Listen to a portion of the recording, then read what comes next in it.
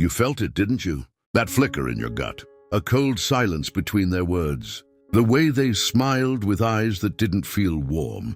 It wasn't obvious, no screaming, no bruises, but something in you tightened every time they entered the room. And yet, you stayed.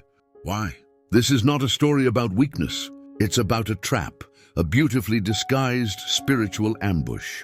The kind that doesn't shatter you all at once. It drains you slowly, drop by drop, until one day you wake up and barely recognize the person in the mirror. Carl Jung once said, people will do anything, no matter how absurd, to avoid facing their own soul. But what if the price of avoiding that confrontation is allowing someone else to devour it? Narcissists don't just manipulate emotions, they warp your sense of reality. They don't just lie to you, they teach you how to lie to yourself. And that's the most dangerous kind of wound, the one you can't see, because it asks you to doubt your own inner compass. And when the red flags start waving, when they gaslight you, triangulate you, seduce you into thinking that you're the problem, you begin to fracture in invisible places. You tell yourself they're misunderstood, that you're overreacting, that love requires sacrifice. But deep down, you just don't want to know, because if you really knew, you'd have to face something more terrifying than their manipulation, your own complicity in staying. But what makes us stay in the orbit of someone who keeps crushing our soul? What hidden scars do they touch that make the pain feel like home? Why do we mistake emotional abuse for destiny? And most dangerously, what parts of ourselves are we abandoning in the name of understanding them? This isn't about blame. This is about awakening. Jung didn't just talk about narcissism. He mapped the shadow, the dark, unacknowledged parts of ourselves that we project onto others. Narcissists, like magnets, often connect with those who carry deep, unconscious wounds. Wounds we've buried to survive. But suppression doesn't equal healing. It creates the perfect vulnerability, a hunger for validation, that a narcissist will weaponize. So what's the real cost of ignoring the red flags? Not just a broken heart, not just mental exhaustion. The cost is soul fracture, the slow erosion of your truth, intuition and sacred boundaries. And once your soul is compromised, every part of your life follows, your voice, your confidence, your spiritual clarity.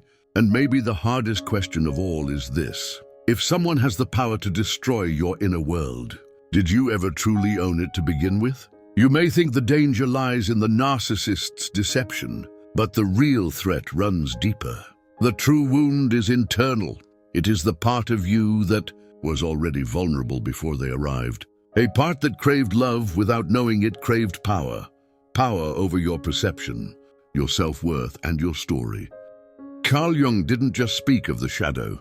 He emphasized that what we deny in ourselves, we project onto others. Narcissists become the mirror, reflecting back what we don't want to face. Our hunger to be seen, our unacknowledged wounds from childhood, and our unconscious yearning to be saved. At the heart of this dynamic is a psychological trap as old as humanity. The repetition compulsion, a concept Sigmund Freud introduced and Jung expanded upon. It is the unconscious drive to repeat early trauma in the hope of achieving a different outcome. If your early years were shaped by emotional neglect, manipulation, or conditional love, you will instinctively gravitate toward people who offer the same emotional terrain, but with just enough difference to make you believe this time you can win. But you never win. Not with a narcissist. Because they don't just replay the old script, they sharpen it, dramatize it, make it cinematic. At first they idealize you. You're the answer to their emptiness. And in believing that, you momentarily escape your own. But the pedestal is a trap, because soon they will devalue you. Why? Because no one can live up to the fantasy they've created. And once you start being real, they must remind you of your place beneath them. And you've already tasted the high of being adored by someone who reflects what you wish you were. So you tolerate the lows. You think, if I can just get back to that version of them, not realizing the version you're chasing never existed. It was bait, psychological bait. Arthur Schopenhauer said, compassion is the basis of morality. But narcissists counterfeit compassion to trap the morally grounded. They exploit your empathy, turning your deepest virtue into a weapon against you. You stay because you care. You stay because you want to help. You stay because you've confused loyalty with martyrdom. Meanwhile, your soul diminishes. But why do narcissists exist in the first place? Jung would say they are people possessed by their own shadow, driven by deep insecurity, masked as grandiosity. To the outside world, they seem confident. Inside, they are hollow. Their entire identity is a mask, built to defend against the unbearable truth that they feel fundamentally unlovable. But instead of facing that pain, they outsource it to others. They don't want partners. They want supply, validation, admiration, submission. And you, in your silence, your compromises, your fear of abandonment, you become the perfect supplier. Aldous Huxley warned us of this psychological slavery in a different form. In Brave New World, he described a society addicted to pleasure and control, numbing the human spirit into submission. The narcissist is a microcosm of that world. They offer you pleasure, beauty, meaning. But behind the curtain is control, emotional anesthesia, and the erasure of your voice. And society, it rewards the narcissist. Our culture glorifies charm, confidence, and dominance while neglecting authenticity, vulnerability, and introspection. Narcissists rise in this world not because they're exceptional, but because they reflect society's darkest aspirations. Power without accountability, charm without depth, seduction without sincerity. Jean-Paul Sartre famously said, "Hell is other people." But what if hell is not other people? It's the parts of ourselves we hand over to them in exchange for counterfeit love. The root of this hell is not the narcissist. It's the unhealed version of you that needs the narcissist to feel real. And until that part is brought into the light, you will continue to find yourself in their orbit, calling it fate, calling it love, calling it God, when in truth it is trauma in disguise. But now that you've seen it, can you ever go back? At first, the damage seems invisible. There are no bruises, no broken bones, just small compromises. The way you edit yourself mid-sentence, the way you second-guess your laughter, the way you shrink your light because it casts shadows on someone else's ego. But this is how it begins, not with chaos, but with corrosion. Psychologically, you become what Carl Jung called a divided self. A part of you sees the truth, feels the manipulation, the gaslighting, the subtle digs wrapped in humor. Yet another part remains loyal. You rationalize their behavior. You minimize your pain. You say things like, "It's not that bad," or "I'm just too sensitive." But sensitivity isn't weakness, it's radar. And you've been taught to mistrust it. This is the unseen cost. You lose the ability to trust yourself. Neurologically, prolonged exposure to emotional abuse reshapes your brain. Studies show that repeated emotional invalidation activates the amygdala, the brain's fear center, causing you to exist in a state of chronic hypervigilance. You become addicted to scanning for danger, interpreting silence as threat, and peace as a prelude to the next storm. The trauma doesn't need to be loud to leave scars. It only needs to be consistent. And it gets worse, because every time you ignore your inner alarm, the narcissist doesn't just win, you lose a piece of yourself. Your boundaries blur, your voice softens, your dreams dim. You become a ghost in your own story, haunting the version of you that once believed in joy, in love, in freedom. Emotionally, this leads to what Viktor Frankl would call the existential vacuum. It is a state of inner emptiness, born not from the absence of others, but from the absence of self. You no longer know what you believe. You no longer know what you deserve. You only know how to survive. This vacuum is not passive. It becomes a vortex. It pulls you into behaviors you don't recognize. Overthinking, people-pleasing, self-abandonment. You start apologizing for your existence. You start asking for less and pretending it's okay. You start accepting crumbs and calling it love. Culturally, this cycle is reinforced. Society romanticizes toxicity with phrases like ride or die, unconditional love, and every relationship has problems. The message is clear. If you leave, you're weak. If you stay, you're loyal. But loyalty without reciprocity is not love. It's enslavement. And here's the most dangerous part. The longer you stay, the more your nervous system adapts. You become desensitized to dysfunction. You confuse chaos with passion. You forget what healthy feels like. Your tolerance for mistreatment becomes your prison. The narcissist doesn't need to cage you. You build the cage yourself, with bricks made of second chances and cement made of what-ifs. And you're not alone. This is a societal epidemic, an invisible war happening behind closed doors, behind perfect Instagram filters and rehearsed smiles. Millions are caught in these soul-eroding dynamics, but few speak of them. Why? Because narcissistic abuse doesn't leave evidence. It leaves confusion. It erodes your certainty, not your skin. But the cost is undeniable. Emotionally, you become numb. Mentally, you become fogged. Spiritually, you become hollow. And all the while, the world keeps spinning. Your friends don't understand. Your family says just leave. But they don't see the psychological shackles, the hope you still carry, the fantasy you still chase, the guilt you feel for even imagining freedom. So you stay. You stay because you believe leaving makes you selfish. You stay because they once made you feel special, and you're still chasing that high. You stay because on some level, you believe pain is the price of love. But what if love shouldn't cost your sanity? What if survival isn't enough? What if the real you, the one buried beneath the fear, the shame, the conditioning, is still alive, waiting for the day you finally choose her? And what if that day could be now? There is a moment, quiet, almost imperceptible, when something shifts inside you. It's not rage, not even sadness. It's clarity, a whisper in the dark that says, no more. It's the moment the spell begins to break. The narcissist has always counted on your confusion, your longing, your empathy turned against you. But what they fear, what truly threatens the entire structure of their illusion, is the moment you begin to see clearly. Because clarity is rebellion. To break free, you must do something radical. Stop asking why they do it and start asking why you tolerate it. This is not blame, this is power. Carl Jung once said, until you make the unconscious conscious, it will direct your life and you will call it fate.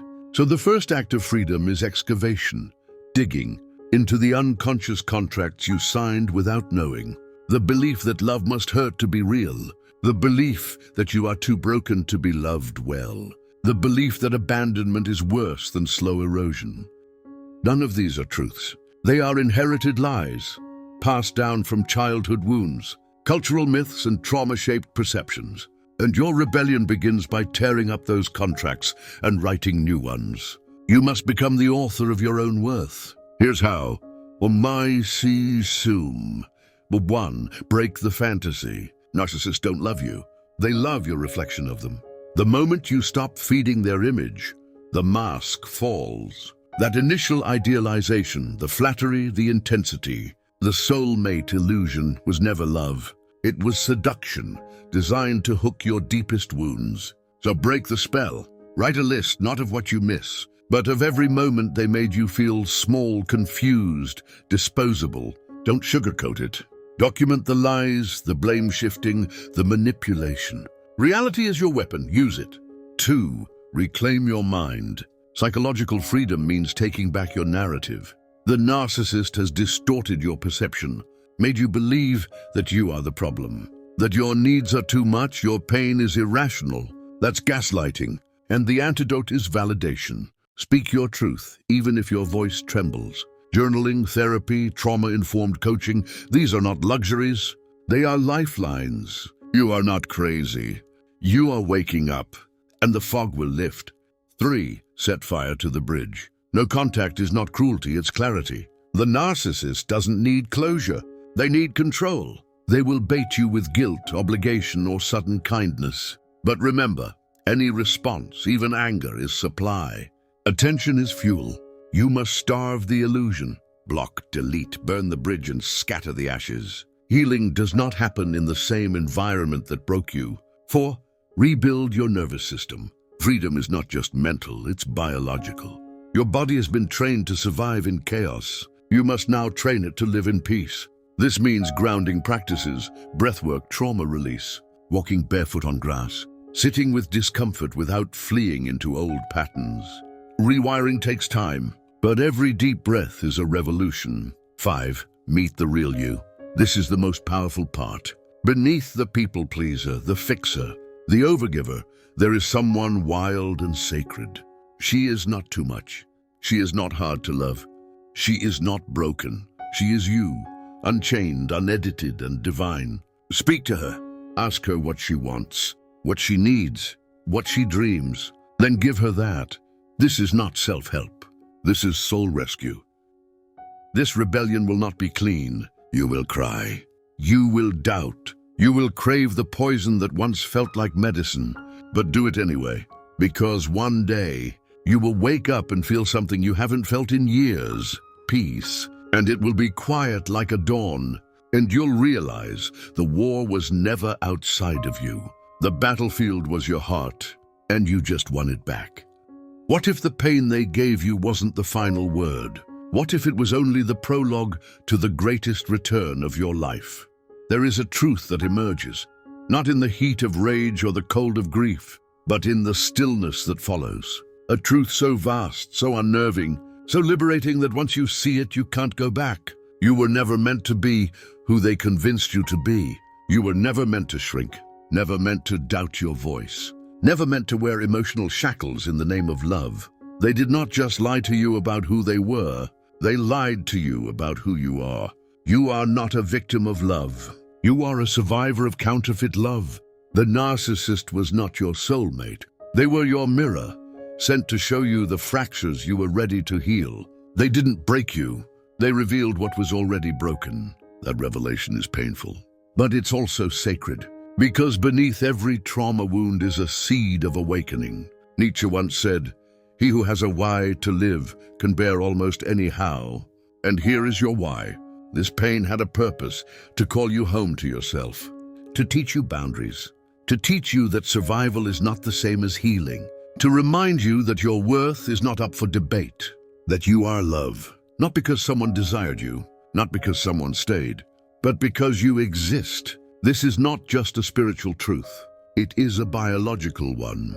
Neuroscience shows us that the brain rewires through focused attention and repeated safety, which means every time you choose peace over chaos, your brain heals. Every time you say no when you used to say yes, to appease or avoid abandonment, your nervous system evolves. And every time you validate your own emotions without needing external permission, you break an ancestral chain. This is the final, powerful realization. The person who wounded you cannot heal you. You cannot earn love from someone committed to your confusion. You cannot grow in a garden where your roots are shamed. You must leave the place of your wounding, even if it means walking through a desert. But hear this, there is an oasis on the other side. Because when you stop trying to get love from those incapable of giving it, you begin to discover something ancient, wild, and holy. Self-love is not a performance. It's a remembering. You were always worthy, always enough, always sacred. The tragedy is that you forgot. The miracle is that you're remembering. And in this remembrance, you don't just survive, you rise. Not as a hardened cynic, not as someone who swears off love, but as someone who finally knows what real love feels like.